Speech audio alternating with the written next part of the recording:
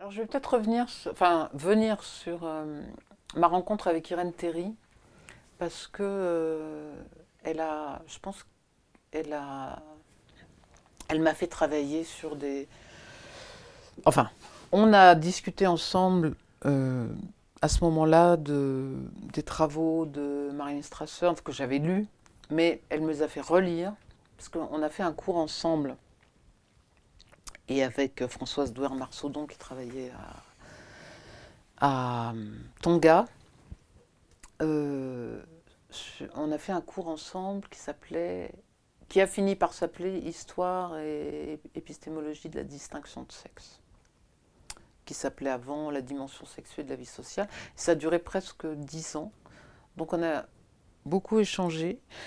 Ce qui s'est passé, c'est que j'ai regardant comme le Credo est une équipe avec la tutelle École des études en sciences sociales, on est dans le conseil pédagogique et tout ça. Donc j'ai vu dans les cours, ça devait être en mai, en juin 2000 quelque chose, je vois un nouveau cours, Irène Théry, André Burguière, sur le genre. Et je me dis, ah bah quand même, je prends mon ordinateur et je lui envoie un mail en lui disant, vous savez, on est plusieurs à travailler, on est deux au moins, et puis Serge Tcherkezov, deux ou trois à travailler sur le genre en Océanie, dans une équipe de Marseille. Il Elle, elle avait ouvert un cours à la Vieille Charité, elle était directrice d'études à l'école des études, parce que son mari avait été nommé au CEREC, Centre d'études de recherche sur les qualifications, je crois, directeur du CEREC à Marseille. Et donc, elle était venue à Marseille, et puis en plus, c'était sa ville d'origine, elle est née à Aix. Donc, elle était là quelques années. Pendant en fait toute la rédaction de son livre La distinction de sexe, dont elle dit toujours qu'il est made in Marseille.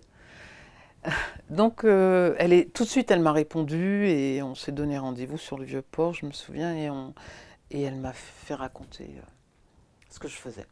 Et donc le cours, évidemment, la première année, elle l'a fait avec André Burguière, et après on a fait ce cours ensemble.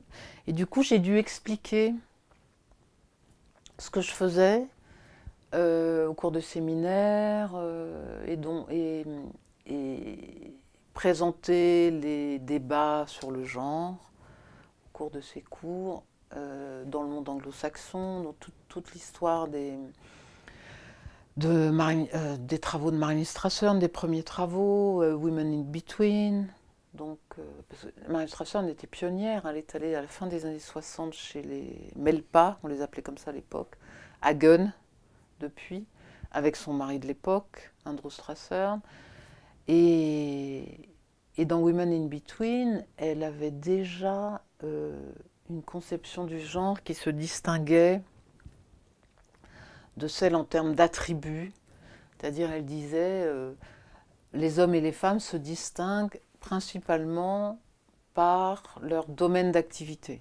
Donc les femmes sont du côté de la production, des cochons en général, et les hommes du côté des échanges. C'était aussi une société à grands échanges cérémoniels, avec big men, etc. Donc totalement différent de ce que Godelier a pu connaître, ou de ce qu'on a pu connaître avec plutôt ce qu'il a appelé, lui, des grands hommes, et puis pas de grands échanges intergroupes.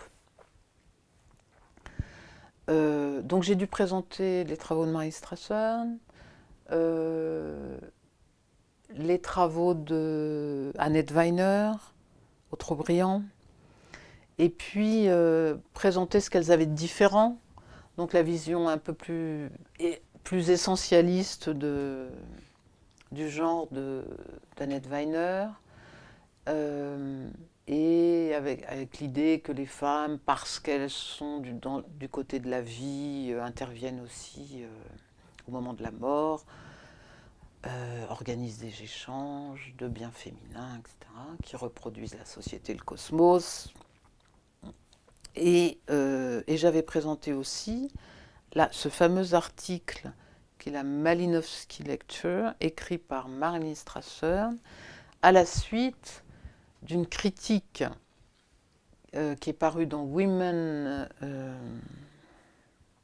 of Value, Men of Renown, qui avait été traduit en 83, donc le livre d'Annette Weiner, traduit en 83, sous le titre La richesse des femmes ou comment l'esprit vient aux hommes.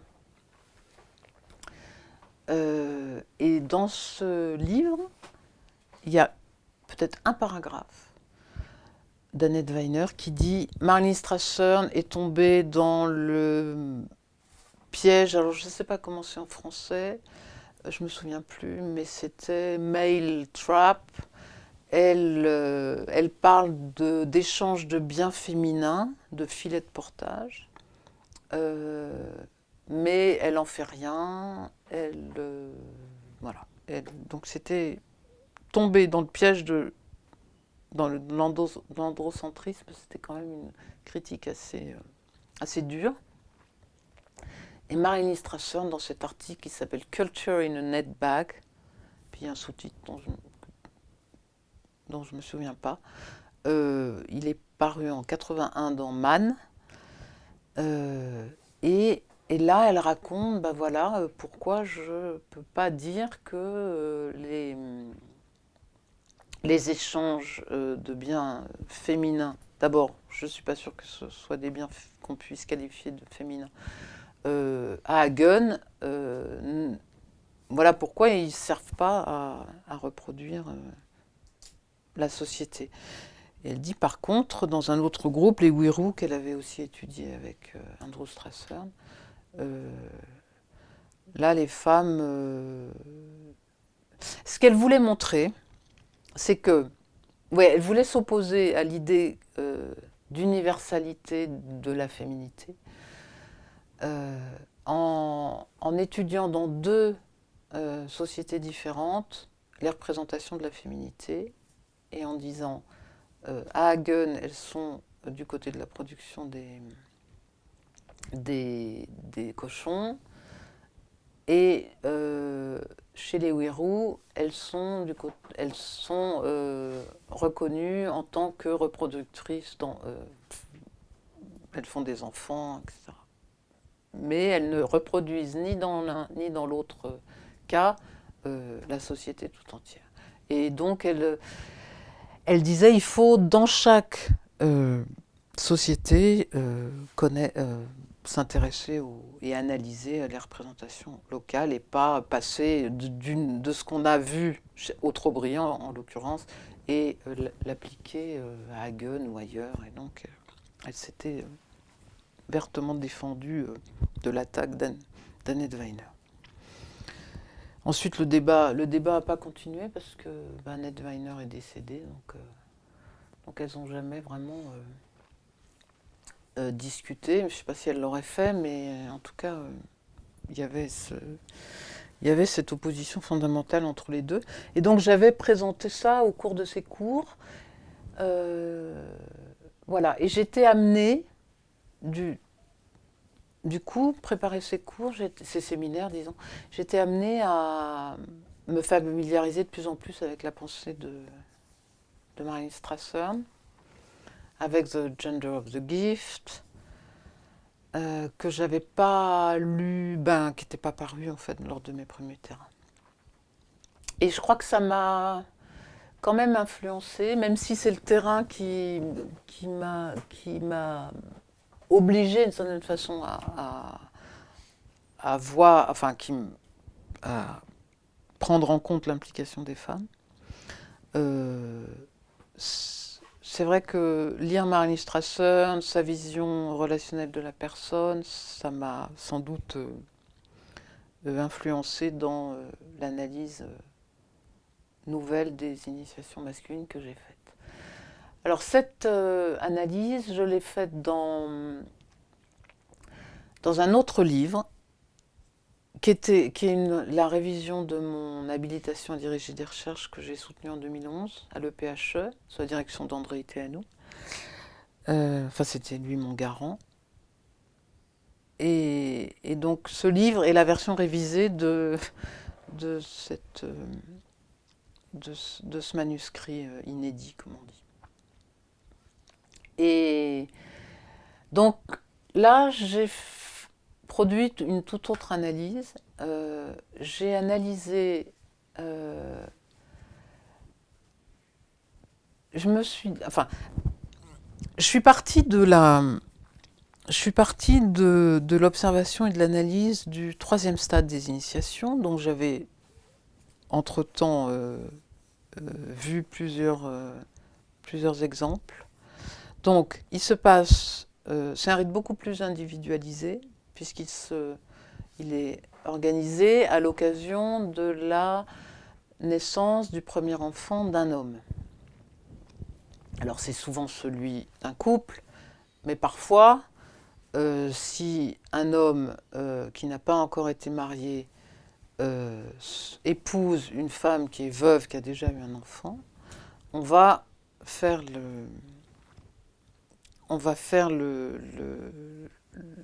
rituel, alors même qu'elle l'a déjà vécu pour son premier mari. Donc, ce qui est important, c'est on célèbre un nouveau couple parental, mais on célèbre aussi la capacité d'un homme à se reproduire, à faire un enfant. Donc, alors, ce rituel est très important. Et j'ai démarré le livre, donc Agir pour un autre, qui est paru en 2015 en français et puis l'année dernière en anglais. Agir pour un autre, la construction de la personne masculine en Nouvelle-Guinée, parce qu'ils veulent toujours des titres très larges, alors qu'en fait, bon, même si à la fin du livre, je replace mes données, mes analyses dans ce qui a été écrit sur la personne mélanésienne, notamment par Marlene Strasser, je me suis focalisée sur les enclavés. Donc je pars de ce rituel du troisième stade et dernier. Et donc, il va impliquer en fait pas seulement le mari, mais 3 personnes. Sa femme, enceinte, et la sœur du mari. À l'annonce de la grossesse, le mari va fabriquer 3 capes d'écorce neuves. Oui, c'est leur principale pièce de vêtement. Enfin, maintenant, c'est plus le cas. Mais en 87, ils n'avaient quasiment pas d'habits européens. Et donc la cape d'écorce, c'était l'habit principal. Alors, 3 capes d'écorce, une pour lui-même, une pour sa femme enceinte et une pour sa sœur. Une sœur, une de ses sœurs. Aînée, sans enfant idéalement, mais bon. N'importe quelle sœur fait l'affaire au bout du compte. Et alors, pendant toute la durée de la grossesse de sa femme, il va porter cette cape d'écorce sur la tête, ce qui n'est absolument pas ce qui n'est pas un port habituel pour les hommes. Donc, quand on voit un homme qui porte sa cape d'écorce sur le sommet de son crâne comme ça, on sait qu'il va être le père d'un premier enfant dans quelques mois. Et ces 3 personnes vont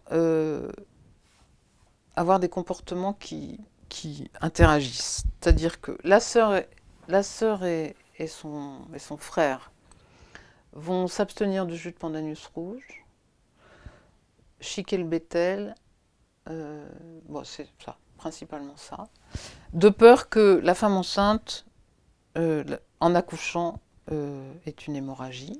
Donc, vous voyez tout ce que ça dit de la perméabilité des corps entre eux. Et par contre, la femme enceinte qui nourrit son fœtus et qui lui donne son sang doit au contraire absorber du jus de pandanus rouge en quantité. Et il y en a quasiment toute l'année, donc il n'y a pas trop de problème avec ça. Donc il y a ça.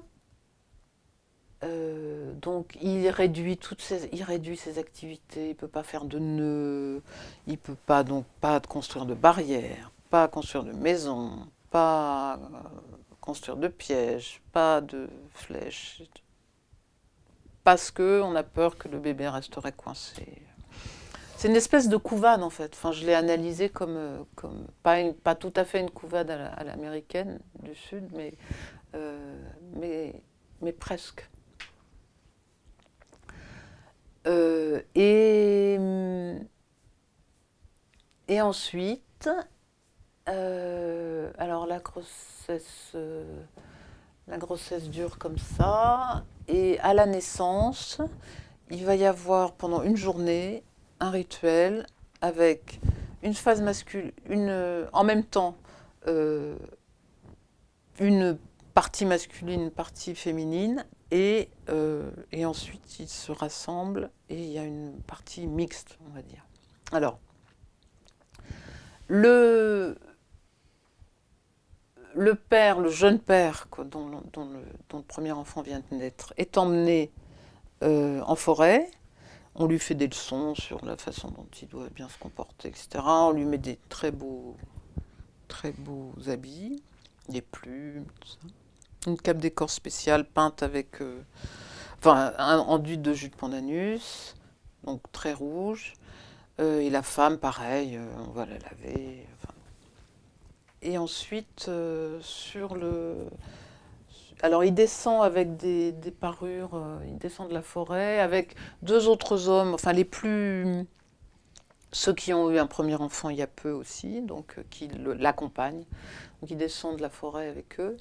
Et à ce moment-là, pareil, deux femmes expérimentées accueillent le jeune père et en l'enduisant de terre. Donc là, il y a une répétition de ce qui s'est passé dans les premiers stades. Et ensuite, il y a un feu rituel, on met le bébé au-dessus du feu pour le renforcer, etc. Et voilà. Et donc, à ce moment-là, un nouveau couple parental est né qui saura faire les gestes qu'il faut pour ses futurs enfants. Alors, donc je suis partie de l'analyse je suis partie de ce rituel-là et j'ai remonté à rebours. J'ai réanalysé d'une certaine façon les stades collectifs, les étapes collectives du rituel. Et donc j'ai fait l'hypothèse que un garçon devenait un homme suite à une série de transformations relationnelles, transformation des relations qu'il avait avec ses plus proches parentes, en l'occurrence sa mère d'abord et sa sœur ensuite. Parce qu'il faut savoir que donc pendant qu'il est en forêt, après s'être fait perforer la cloison nasale, il y a donc un parallélisme, je vous l'ai dit, entre les actions de sa mère et ses actions à lui, à part la consommation secrète de jus de pandanus rouge qu'il prend en charge, lui.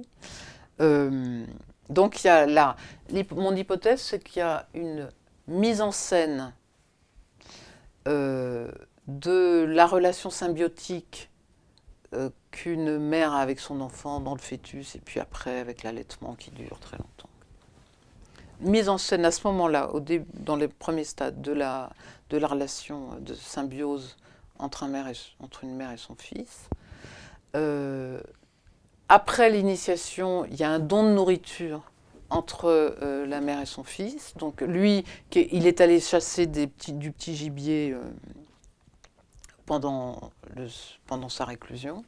Tous ensemble, ils sont allés chasser. Il amène de ce petit gibier à sa mère, qui lui donne en échange un tubercule qui a été cuit d'une manière spéciale, dans un four, semi-enterré, etc. Donc, cet échange marque un changement dans la teneur de la relation entre le garçon et sa mère. Ensuite, enfin, pendant cette première étape où les mères étaient recluses, les sœurs avaient aussi, donc une sœur aînée sans enfant, idéalement, avait aussi, devait respecter aussi l'interdit sur le jus de pandanus rouge et sur la chique de Bethel, qui donne aussi un liquide rouge. Et elle va lever le tabou à la fin des initiations masculines de premier stade. Donc il y a aussi la sœur qui est là, qui commence à avoir un rôle à ce moment-là, qui va être repris ensuite au moment du troisième stade des initiations.